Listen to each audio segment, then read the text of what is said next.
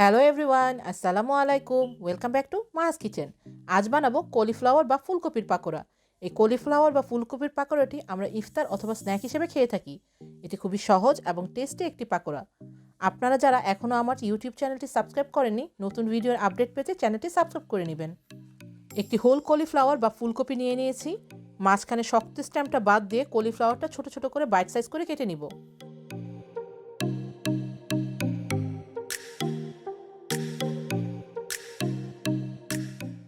একটি প্যানে পানি বয়েল করে নিয়েছি। অ্যাড করে দিচ্ছি 1 teaspoon salt.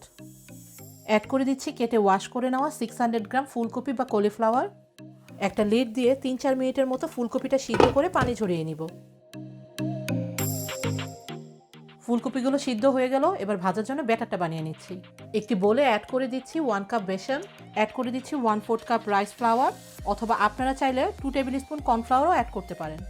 1 teaspoon salt, 1 teaspoon chili powder এবং সল্টটা আপনাদের স্বাদ মতো অ্যাড করে নেবেন। 1/4 টিস্পুন হালদি পাউডার, 1 টিস্পুন আদা রসুনের পেস্ট। আরও অ্যাড করে দিচ্ছি 1/2 টিস্পুন আজওয়াইন বা করম সিড। আপনারা না চাইলে এটা অ্যাভয়েড করতে পারেন।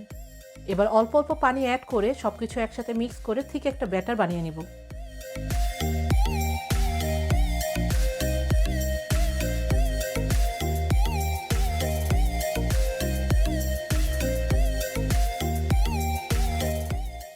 আজ ব্যাটার বানাতে টোটাল 3/4 কাপ পানি ইউজ করেছি।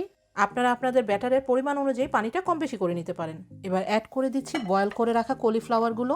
কলিফ্লাওয়ারের সাথে সব কিছু একসাথে মিক্স করে কোট করে নিব। মিক্স করা হয়ে গেল, এবার ভেজে নেব। মিডিয়াম হিটে একটি প্যানে ফ্রাই করার জন্য এনাফ অয়েল অ্যাড করে নিচ্ছি। তেলটা গরম হয়ে গিয়েছে, এবার অ্যাড করে দিচ্ছি ব্যাটারে মিক্স করা ফুলকপিগুলো।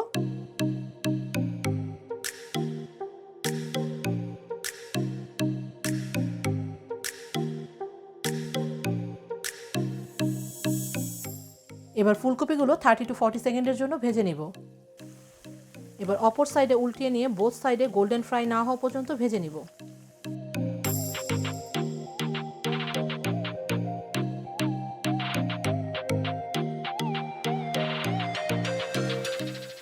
কলিফ্লাওয়ারগুলো মিডিয়াম ভাজা হয়ে গিয়েছে। এবার চুলাটা মিডিয়াম টু হাই হিটে নিয়ে কলিফ্লাওয়ারগুলো আরেকটু গোল্ডেন ফ্রাই করে নিব।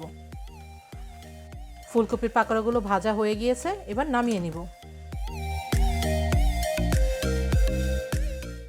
ঝটপট রেডি হয়ে গেল কলিফ্লাওয়ার বা ফুলকপির পাকোড়াগুলো।